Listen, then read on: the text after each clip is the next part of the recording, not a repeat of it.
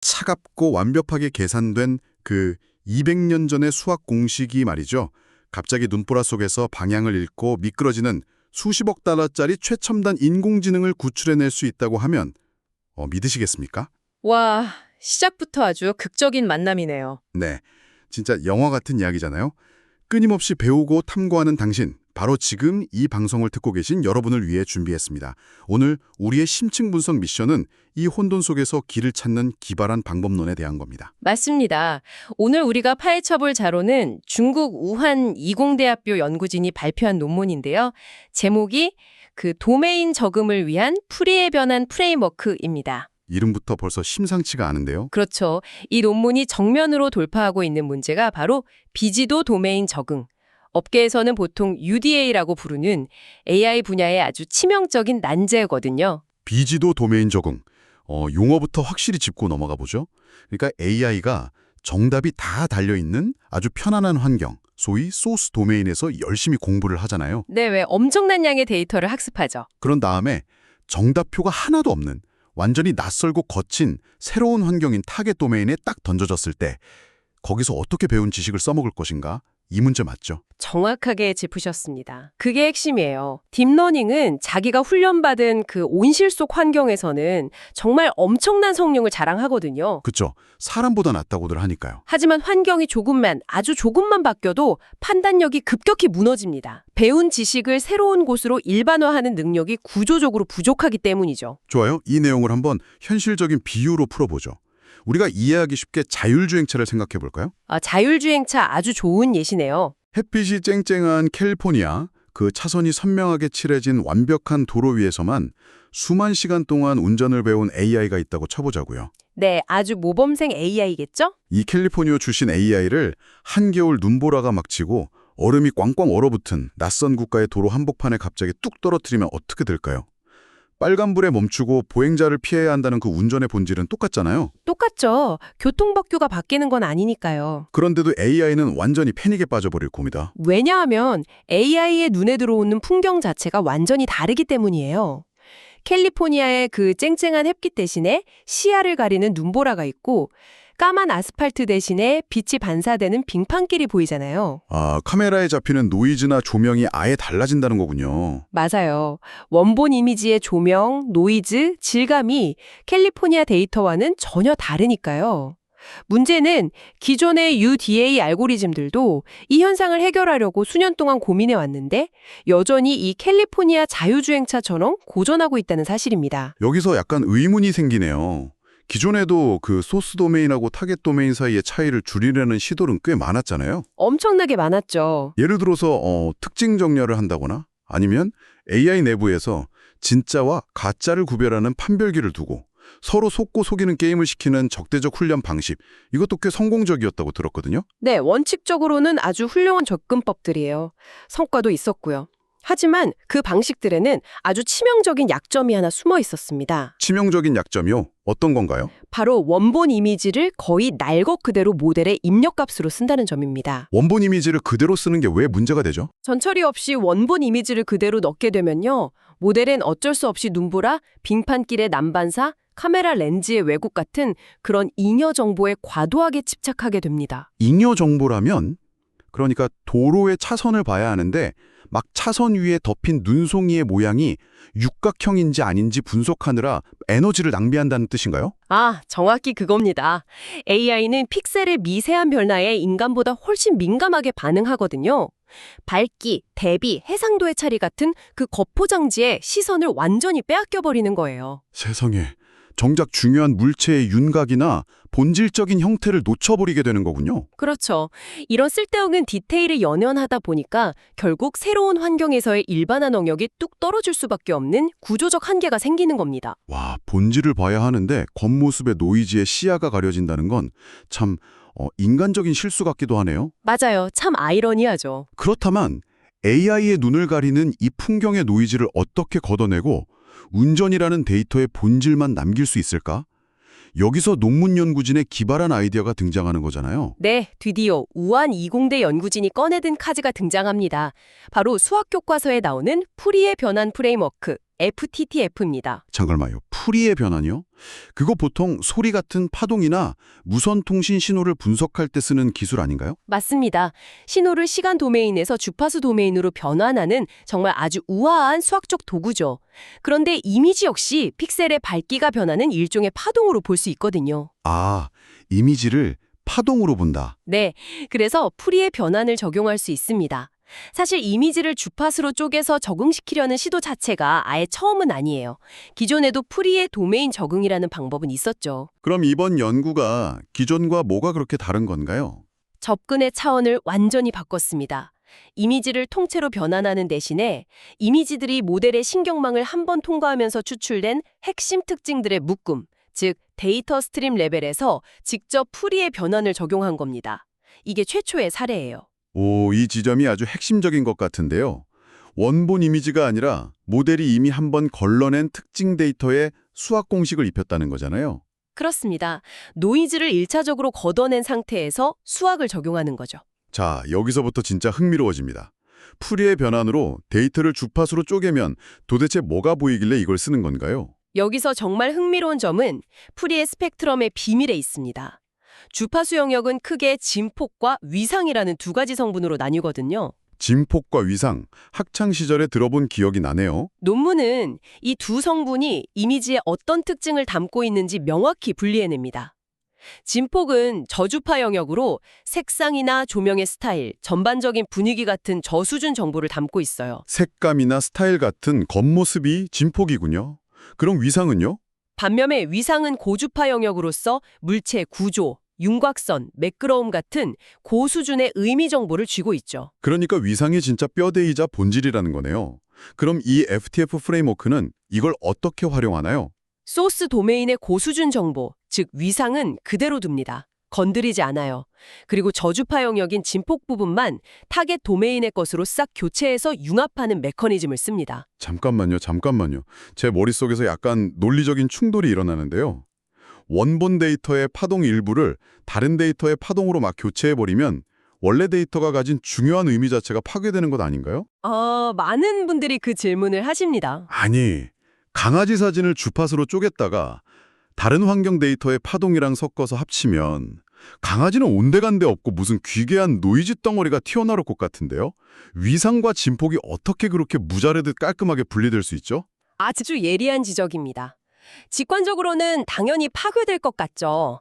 하지만 논문의 가장 놀라운 발견이 바로 그겁니다. 어떤 발견이죠? 저주파 성분인 진폭의 스펙트럼이 아주 크게 변하더라도 상위 수준의 의미적 인식, 즉 위상에는 사실상 영향을 미치지 않는다는 사실을 발견한 겁니다. 진짜요? 겉모습을 아무리 바꿔도 뼈대는 그대로라는 건가요? 네, 수학적으로 그리고 실험적으로 입증한 거죠. 소스 도메인에 있는 강아지의 본질적인 형태, 즉 위상 정보는 꽉 잡아둡니다. 그리고 오직 털의 색감이나 조명 같은 진폭만 타겟 환경에 맞게 더딥히는 정교한 융합 과정이에요. 와, 그러니까 뼈대인 스케치는 그대로 딱 두고 붓터치와 색감만 다른 환경의 것으로 덧칠을 한다는 뜻이군요. 완벽한 비유입니다. 아까 그 자동차 비유로 돌아가 보면 캘리포니아에서 운전하던 AI를 눈 내리는 풍경에 그냥 던져놓는 게 아니네요. 캘리포니아의 도로 형태나 차선의 구조, 즉 위상은 그대로 유지하면서 배경의 하늘빛과 아스팔트의 질감, 즉 진폭만 눈 내리는 타겟 환경으로 싹 바꿔서 미리 적응 훈련을 시키는 거네요. 맞습니다. 게다가 이걸 원본 이미지가 아니라 이미 차원이 축소된 특징 공간에서 수행하니까 계산 효율도 엄청나게 좋죠. 아주 기발하고 우아한 해결책입니다. 소스 데이터를 타겟 환경의 스타일로 성공적으로 변형시켰어요. 하지만 여기서 샴페인을 터뜨릴 수는 없겠죠. 당연하죠. 논문에서도 또 다른 치명적인 부작용을 다루고 있거든요. 맞습니다. 풀이의 변환으로 어떻게 보면 증강된 융합 도메인을 하나 만들어낸 거잖아요. 그렇죠. 섞어 만든 새로운 데이터죠. 그런데 이 증강된 데이터와 원래 타겟 도메인 사이의 차이를 줄이려고 모델에게 분류 손실을 직접 계산하게 하면 오히려 특징 이동이라는 현상이 발생해버릴 위험이 있습니다. 특징 이동이요. 애써 주파수까지 쪼개가며 융합해서 맞춰놨더니 정렬 효과가 상쇄되어 버린다는 건가요? 네, 원래 소스 데이터가 가지고 있던 고유한 특징의 기준점마저 흔들리면서 이도저도 아닌 상태가 되어버리는 거죠. 그래서 이게 무슨 의미일까요? 직관적으로 한번 비유해보자면 그러니까 풀이의 변환이 외국인에게 현지인의 완벽한 억양을 가르쳐주는 마법의 과외 선생님 같은 역할이라면요. 네, 억양을 완벽하게 입혀주죠. 그런데 그 외국인이 현지 억양에 너무 심취한 나머지 자기 모국어의 문법 표준을 아예 잊어버리고 횡설수설하게 되는 딱 그런 상황이거든요. 와, 비유가 정말 찰떡이네요. 맞습니다. 억양은 현지인인데 무슨 말을 하는지 알아들을 수 없는 부작용이 생기는 거죠. 그래서 그 횡설수설을 막기 위해 연구진은 강력한 문법 교정기 하나를 프레임워크 마지막에 툭 던져 넣습니다. 문법 교정기요? 그게 논문에 나오는 코랄 손실인가요? 네, 맞습니다. 코랄, 풀어서 말하면 상관관계 정렬 손실이라는 기법입니다. 이음은 예쁜데 내용이 좀 복잡해 보이더라고요. 이 코랄이 어떻게 AI가 횡설수설하지 않도록 꽉 잡아주는지 설명해 주시죠. 아주 단순화해서 설명하자면요. 코랄은 원래의 소스 도메인과 새롭게 만들어진 융합 도메인 분포의 2차 통계, 즉 공분산 행렬 간의 거리를 비교해서 정렬하는 서령 변환 방법입니다. 오, 공분산 행렬? 단어가 좀 어려운데요. 쉽게 말해서 데이터들이 퍼져 있는 전반적인 모양새가 원래 형태에서 너무 벗어나지 못하게 제한을 거는 일종의 정주화학 역할을 하는 겁니다. 아하, 변형된 데이터가 우주 밖으로 날아가지 않게 원래의 통계적 성질이라는 말뚝에 단단히 묶어두는 닷 같은 거군요. 정확합니다. 통계적 닫이죠. 연구진은 CDAN이라는 기존 베이스라인 모델을 가져와서 분류기와 판별기 손실에 이 코랄 손실을 견합한 총손실 함수를 구축했어요. 논문을 보니까 연구진이 이 코랄을 두고 좌절스러울 정도로 간단하다고 표현했던데요. 네, 그 표현이 진짜 재밌죠. 복잡한 신경망 구조를 새로 짠 게 아니라 그냥 이 단순한 통계적 닷 하나가 전체 프레임워크의 정확도를 폭발적으로 끌어올리는 우아함을 보여준 겁니다. 복잡한 게 무조건 좋은 건 아니라는 걸 다시 한번 느끼네요. 자, 완벽해 보이는 이 이론적 프레임워크, FTF에 코랄을 더한 이 모델이 과연 거칠고 복잡한 현실의 데이터셋 앞에서도 통했을까요? 이제 냉혹한 현실의 성적표를 들여다볼 차례입니다. 연구진은 총 4개의 벤치마크 데이터 세트에서 실험을 진행했습니다. 아주 흥미로운 결과들이 쏟아졌죠. 제가 수치를 보면서 가장 놀랐던 게 오피스 홈 데이터셋이었습니다. 무려 15,500장의 이미지가 들어있고 예순사진, 클립아트, 제품, 실제 사진 이렇게 도메인이 섞여 있잖아요. 여기서 최고 수준, 즉 소타를 달성했더라고요. 네, 평균 68.2%의 정확도를 보였어요. 기존 방식들을 압도했죠. 특히 그중에서도 난이도가 진짜 높은 과제가 있잖아요. 예술사진에서 클립아트로 전환하는 과제요. 여기서 55.8%라는 관목할 만한 성과를 냈던데 인간의 눈으로도 예술사진 특징을 클립아트 선으로 연결짓는 게 쉽지 않거든요. 바로 그 지점이 프레임워크의 강력함을 증명합니다. 기존 모델들은 예술 사진과 클립아트의 겉모습 차이에 압도당했어요. 하지만 이 FTF 모델은 클립아트의 거친 질감, 즉 저주파는 받아들이면서도 예술 사진의 고주파 위상 정보는 끝까지 쥐고 놓지 않은 겁니다. 원본 이미지가 아닌 특징 레벨에서 수행했기 때문에 노이즈의 길을 잃지 않은 거네요. 오피스 31 데이터셋에서도 대단했죠. 네, 평균 88.9%로 DMDA 같은 다른 유명 방법들을 1.2% 차이로 누르면서 모든 하위 과제에서 1위를 차지했습니다. 와, 1.2%면 이 바닥에서는 꽤 유의미한 격차잖아요. 하지만 제가 칭찬만 하려고 데이터를 꼼꼼히 본 건 아닙니다. 빈틈도 분명히 존재했습니다. 네, 냉정하게 평가해야죠. 어떤 빈틈을 보셨나요? 이미지클래프 DA 같은 소규모 데이터셋의 결과를 보면 소타 모델들에 비해서 아주 약간 미세하게 뒤처졌더라고요. 모든 걸 주파수로 해결할 수 있을 것 같았는데 여기서 한계가 드러난 건가요? 아주 예리하십니다. 그 원인은 프리의 변환이라는 도구가 가진 본질적인 작동 방식에 있어요. 프리의 변환은 기본적으로 신호의 주기성과 주파수 정보를 포착해야 하거든요. 아, 패턴을 읽어야 한다는 뜻이군요. 네. 그런데 데이터셋이 너무 작으면 그 전체적인 주파수 특성을 충분히 대변할 만한 표본 자체가 부족해지는 겁니다. 패턴을 파악하기도 전에 데이터가 끝나버리는 셈이죠. 그렇다면 이 프레임워크는 마법의 터널이 아니네요. 주파수 패턴을 찾기 위해 방대한 데이터가 필수적이라면 결국 엄청난 서버와 데이터를 가진 빅테크 기업들만 쓸 수 있는 기술로 전락하는 것 아닌가요? 데이터가 턱없이 부족한 분야에서는 무용지물이 될 수도 있잖아요. 이 지점에서 아주 중요한 질문이 제기됩니다. 데이터 희소성 문제죠. 하지만 연구진은 오피스 칼텍 데이터셋의 결과로 이 비판을 멋지게 방어해냅니다. 오피스 칼텍이요. 거기도 규모가 작은 편 아닌가요? 맞아요. 이미지 클래프 DH처럼 규모가 아주 작습니다. 그런데 놀랍게도 이 환경에서 FTF 모델은 평균 96.7%라는 탁월한 결과를 내며 오히려 경쟁 모델들을 앞섰습니다. 아니 방금 전에는 데이터가 적으면 주파수 파악이 안 돼서 성능이 떨어진다면서요.